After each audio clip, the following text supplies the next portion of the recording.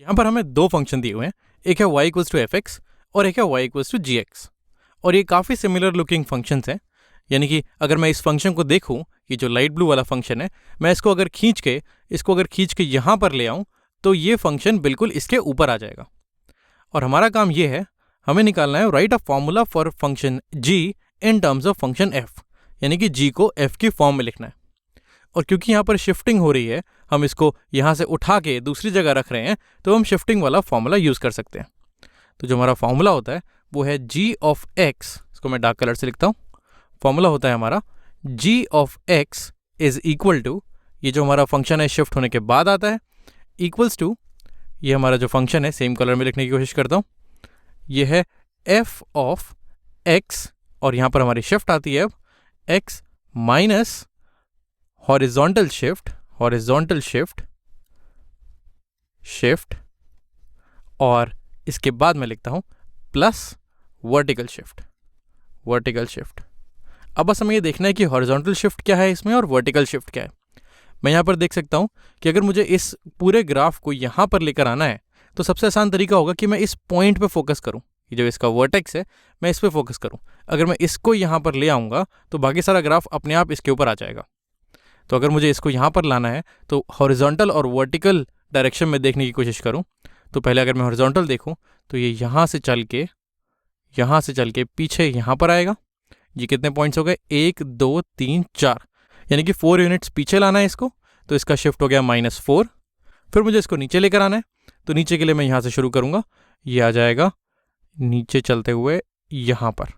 ये कितने यूनिट्स हो गए, 1 2 3 4 5 6 7, यानी कि 7 यूनिट नीचे, तो मैं लिखूँगा -7 हो गया इसका वर्टिकल शिफ्ट। तो वर्टिकल शिफ्ट हो गया मेरा -7, इसकी जगह मैं लिखता हूँ -7, और हॉरिजॉन्टल शिफ्ट हो गया मेरा -4, इसकी जगह मैं लिखता हूँ -4।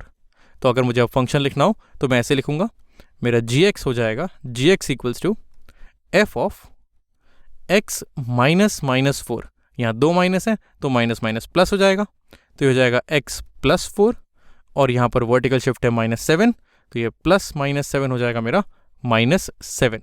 तो यहाँ से मैंने लिख दिया gx को fx की टर्म्स में। तो ये हो गया मेरा gx।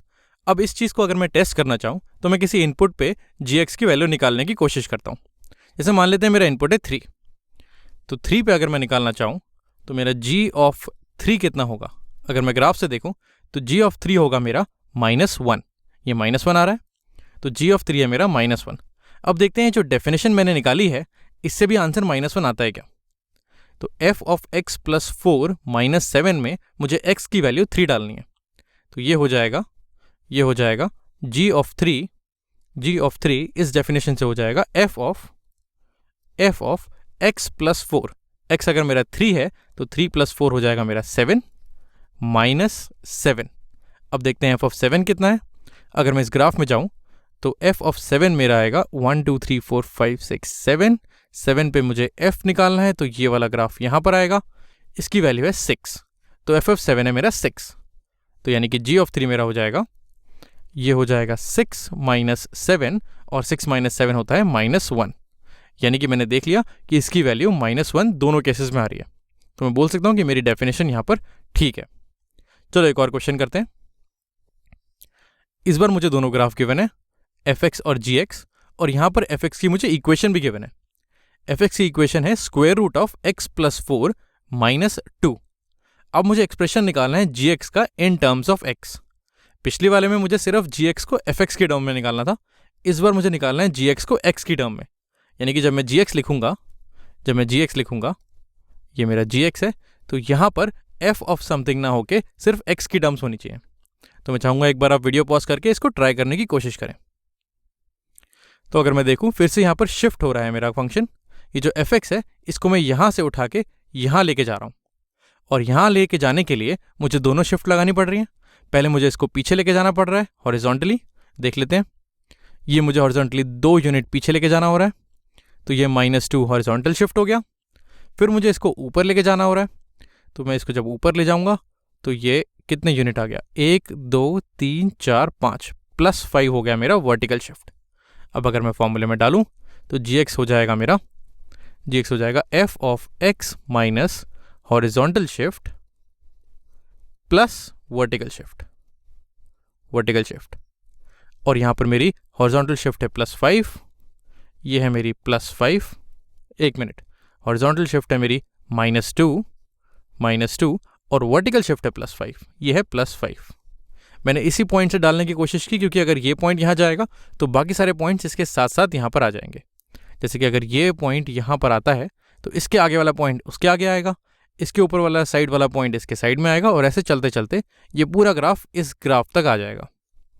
तो यहाँ पर अगर मैं जी लिखने की कोशिश करूँ तो जी हो जाएगा मेरा, ये है F of x minus -2, F of x minus -2 यानी कि 2 माइनस है तो ये हो जाएगा x +2 और फिर बचेगा +5। ये मेरी वर्टिकल शिफ्ट है। पर यहाँ पर मेरी कहानी ख़त्म नहीं होगी, मुझे इस f को यहाँ से हटाना है।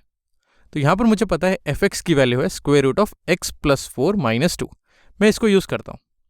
अब यहाँ पर f(x) की जगह f ऑफ x + 2 है, यानी कि इनपुट में x की जगह x + 2 डाला हुआ है।